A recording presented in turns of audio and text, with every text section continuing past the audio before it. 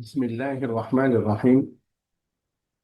نورانی قاعدہ کا آج تختی نمبر 26 پڑھیں گے، یعنی لیسن نمبر 26، جس میں علامات وقف پڑھا جائے گا۔ علامات وقف کس کو کہتے ہیں؟ قرآن شریف میں دیکھیں، آگے خود لکھا ہوا ہے، ایسے نشانات آتے ہیں، تو کس نشان پر ٹھہرنا ہے اور کس نشان پر نہیں ٹھہرنا ہے یہ بتایا جائے گا۔ دیکھیں، یاد کرنا بہت ضروری ہے۔ یہ اگر یاد ہو گیا تو قرآن پاک پڑھنے میں آپ کو بہت آسانی ہوگی۔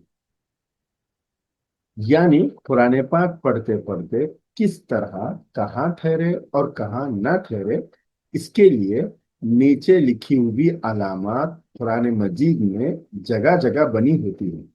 اس کے موافق وقف کریں، ٹھہرے، وقف کے معنی اسٹاپ کریں۔ بعض اسٹوڈنٹ کو اردو میں ذرا دشواری ہوتی ہے، یقینی بات ہے۔ اگر آپ کو اردو پڑھنے میں دشواری ہو، مشکل ہو، تو اس ویڈیو کے ڈسکرپشن میں اسی لیسن کے نیچے اور دوسرے لیسن بھی رہیں گے۔ وہ لیسن یہ انگلش میں لکھے ہوئے ہیں، رومن اسکرپٹ میں لکھے ہوئے ہیں، آپ وہ ویڈیوز بھی دیکھ سکتے ہیں۔ تو چلیے ہم آگے پڑھیں گے۔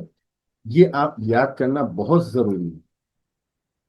یہ سیٹ وہ نشانیاں ہیں، وہ علامات ہے، اور نشانیوں کا مقصد کیا ہے یہاں پہ لکھا ہوا ہے تشریح میں، ایکسپلینیشن میں، ٹھیک؟ علامات، اس علامت کو آیت کہتے ہیں، یہاں ٹھہرنا چاہیے، اس کو کہتے ہیں گول نشان۔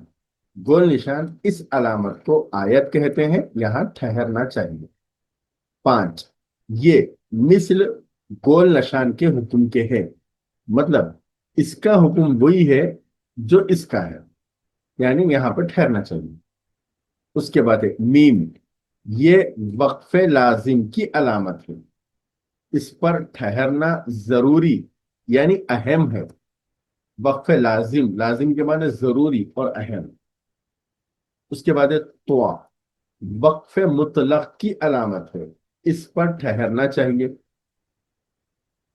جیم، وقف جائز کی علامت ہے، یہاں ٹھہرنا بہتر ہے، نہ ٹھہرے کوئی حرج کی بات نہیں، لیکن ٹھہرنا بہت اچھا ہے۔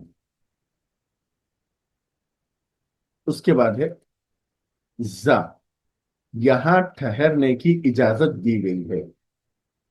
سواد، یہاں ضرورت کے وقت ٹھہر جائے تو رخصت ہے۔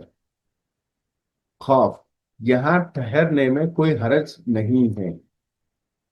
کاف، اس کا مطلب یہ ہے کہ پچھلی آیت میں جو علامت آ چکی ہے وہی یہاں بھی ہے۔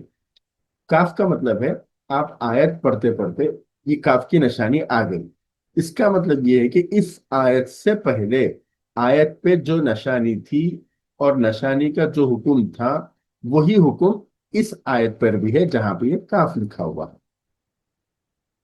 ٹھیک ہے؟ اس کے بعد مع، یا 3 ڈاٹ، 3 نقطے، یہ معانقہ کی علامت ہے۔ دو جگہ 3 3 نقطے لکھے ہوتے ہیں، ان میں سے ایک جگہ ٹھہرے اور ایک جگہ ملا کر پڑھیں۔ بعض جگہ آیت کے بعد 3 ڈاٹ رہتے، 2 جگہ رہتی، ایسے ایک آیت پھر تھوڑی دیر کے بعد 3 ڈاٹ ڈاٹ اور رہتے، تو اس کا مطلب یہ ہے کہ دونوں میں سے کسی ایک جگہ ٹھہرے، ٹھیک ہے؟ ایک جگہ ٹھہرے اور ایک جگہ ملا کر پڑھے، مرضی چاہے پہلے ٹھہرے یا دوسرے نمبر پر ٹھہرے۔ اس کے بعد خف یا خف، یہاں ٹھہر جائے تو کوئی حرج نہیں۔ صل، یہاں بھی ٹھہر سکتے ہیں مگر نہ ٹھہرنا بہتر ہے۔ صلا، صلا، یہاں ملا کر پڑھنا چاہیے۔ لام الف، یہ علامت کہیں آیت پر ہوتی ہے، اس پر ٹھہرنا جائز ہے، اور جہاں عبارت کے درمیان لا ہو وہاں ٹھہرنا جائز نہیں ہے۔ بیچ میں آ جائے تو اس وقت ٹھہرنا نہیں چاہیے، ہاں نشان اس گول آیت کے اوپر آ جائے تو اس وقت ٹھہر سکتے ہیں۔ سین یا سکتا، यहाँ थोड़ी देर आवाज बंद करे मगर सांस ना टूटने पाए। वक्फा, यहाँ सख्ते से ज्यादा आवाज बंद करे और सांस ना टूट पाए। उसके बाद ये हिदायत होती है। हिदायत नंबर एक, जहां हिदायत नंबर एक, जहां कई अलामत हो। बस मर्तबा ऐसा हो जाता है, तीन तीन दो दो अलामतें निशानियां आ जाती हैं। देखें यहाँ पे सला आ गया, नीचे जा आ गया, फिर नीचे खौफ आ गया। कहीं कई अलामत हो तो ऊपर वाली पर अमल बेहतर है। ऐसे तीन निशानियां एक साथ हो तो जो सबसे पहले है ना उसके ऊपर अमल करना बेहतर है। हिदायत नंबर दो, आयत के बीच में अगर सांस टूटे तो तख्ती नंबर 17 के मुआफिक सांस तोड़े, फिर कुछ पीछे से लौटा कर पढ़े।